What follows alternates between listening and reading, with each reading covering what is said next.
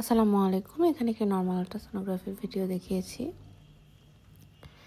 এটা খুব ভালোভাবে আমরা কাছ থেকে দেখার চেষ্টা করছি। দেখুন, এখানে কিন্তু আমরা পাওয়ার ডপলার এবং কালার ফ্লো দিয়ে দেখতেছি। এখানে কিন্তু কোনো ধরনের ভাস্কুলারিটি নাই ভিতরে, এবং আমরা পাওয়ার ওয়েভ দিয়েও দেখলাম। পাওয়ার ওয়েভেও সাধারণ যেরকম হার্টবিট পাই বাচ্চার, সেরকম কিন্তু হার্টবিট নাই। তার মানে এটি অলরেডি মিসড অ্যাবর্শন।